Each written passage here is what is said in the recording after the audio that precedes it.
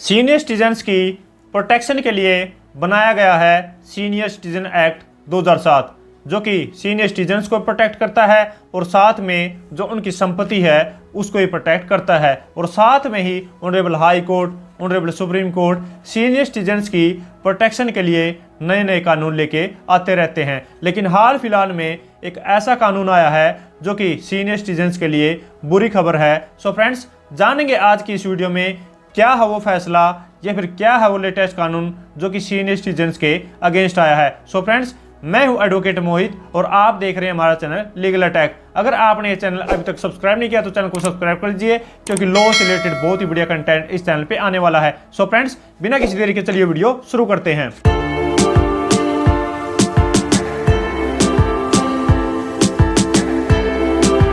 So friends, जिस judgement में ये लॉ पॉइंट डिसाइड किया गया है उसका नाम है Nisha Nitin Koppikar versus state of Maharashtra. 8 March 2024 को ऑनरेबल बॉम्बे हाई कोर्ट की जजमेंट आई है। तो इस केस के फैक्ट्स जानने से पहले मैं आपको ये बता दूं कि जो सीनियर सिटीजन एक्ट है वो सीनियर सिटीजन्स को कैसे प्रोटेक्ट करता है कि अगर कोई भी डॉटर है या फिर सन है, अगर वो सीनियर सिटीजन्स को अपने माता पिता को अगर परेशान करते हैं तो जो वो सीनियर सिटीजन्स है वो उनसे मेंटेनेंस भी क्लेम कर सकते हैं और साथ में उनको उस घर से बाहर भी निकलवा सकते हैं। तो अब हम बात कर लेते हैं कि ये सीनियर सिटीजन्स की प्रॉपर्टी को, संपत्ति को कैसे प्रोटेक्ट करता है कि अगर कोई भी सीनियर सिटीजन्स उसने अपने बेटे के नाम पर या फिर बेटी के नाम पर अगर कोई भी जो प्रॉपर्टी है वो गिफ्ट के थ्रू या फिर ट्रांसफर डीड के थ्रू अगर ट्रांसफर कर दी है और वो इस एवज में की है कि ये मेरी देखभाल करेंगे, मेरे को जो है मेंटेन करेंगे, मेरे को प्रॉपर केयर देंगे, और उस संपत्ति के ट्रांसफर होने के बाद अगर वो बेटा जो है या फिर बेटी जो है अगर वो उस सीनियर सिटीजन की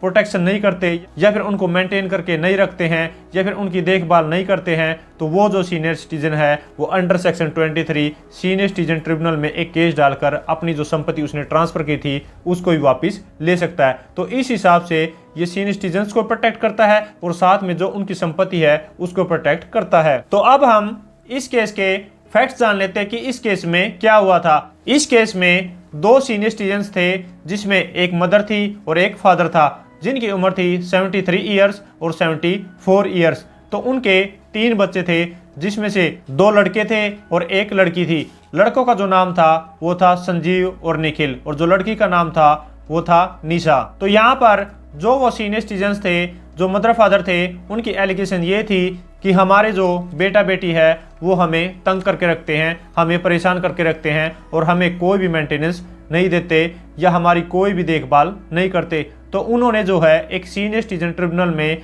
मेंटेनेंस पिटीशन डाल दी कि हमारे बेटे से और हमारी बेटी से जो हमें खर्चा दिलवाया जाए। तो यहाँ पर सीनियर सिटीजन ट्रिब्यूनल ने उनकी इस मेंटेनेंस पिटीशन को अलाउ कर दिया और ये कहा कि जो 2 लड़के हैं जिनका नाम है संजीव और निखिल वो देंगे 10-10 हज़ार रुपये अपने मदर और फादर को, और जो लड़की निशा है वो देगी 6,000 रुपये पर मंथ अपने मदर और फादर को। तो यहाँ पर इन टोटल जो है वो 26,000 रुपये per month mother and father को, उन बेटे को और उस बेटी को देना था। तो यहाँ पर जो वो मेंटेनेंस 26,000 पर मंथ उन बेटों पे और उस बेटी पर लगाया था सीनियर सिटीजन ट्रिब्यूनल ने, उसमें से जो एक बेटा था संजीव उसने इस मेंटेनेंस को एडमिट कर लिया कि मैं अपने मदर एंड फादर को मेंटेन करूंगा और पर मंथ जो है वो 10,000 रुपये दे दूंगा। तो उसने यहाँ पर उस ऑर्डर के अगेंस्ट कोई भी अपील नहीं डाली। लेकिन जो एक लड़का था जिसका नाम था निखिल और जो लड़की थी निशा, उन्होंने जो है ऑनरेबल बॉम्बे हाई कोर्ट के पास अपील डाली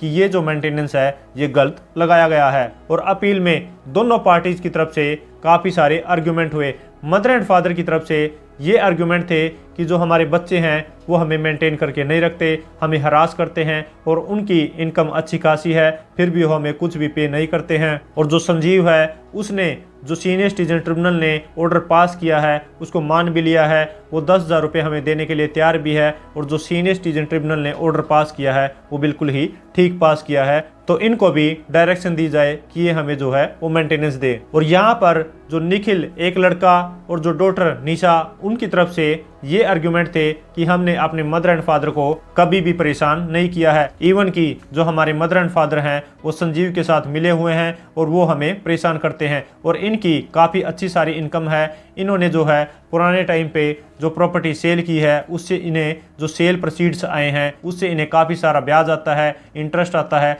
तो ये अपने आप को अच्छे तरीके से मेंटेन कर सकते हैं। तो इस तरीके से इनके पास अच्छा सोर्स ऑफ इनकम है और उसके अलावा भी जितना हमसे बन पाता है हम इनको मेंटेन करके रखते हैं। और लड़की निशा की तरफ से ये भी आर्गुमेंट थे कि संजीव ने एक लोन ले रखा है और उसकी जो ईएमआई है वो खुद पे करती है, और साथ में ही उनकी तरफ से ये भी आर्गुमेंट थे कि मदर एंड फादर की जो है वो बैंक स्टेटमेंट मंगाई जाए कि इनके जो बैंक अकाउंट में काफ़ी सारा पैसा पड़ा हुआ है। और साथ में ही निखिल और निशा की तरफ से ये भी आर्गुमेंट थे कि जो सीनियर सिटीजन ट्रिब्यूनल है वो मैक्सिमम 10,000 रुपये पर मंथ एक सीनियर सिटीजन को ग्रांट करवा सकती है। तो जो भी सीनियर सिटीजन ट्रिब्यूनल ने 26,000 पर मंथ मेंटेनेंस लगाया है वो एज पर लॉ सस्टेनेबल नहीं है। तो यहाँ पर ऑनरेबल बॉम्बे हाई कोर्ट ने दोनों पार्टीज के आर्गुमेंट सुनने के बाद ये फाइंडिंग दी कि यहाँ पर 2 सीनियर सिटीजन है, एक है मदर और एक है फादर। तो एज पर क्लोज 2 ऑफ सेक्शन 9 ऑफ सीनियर सिटीजन एक्ट ये कहता है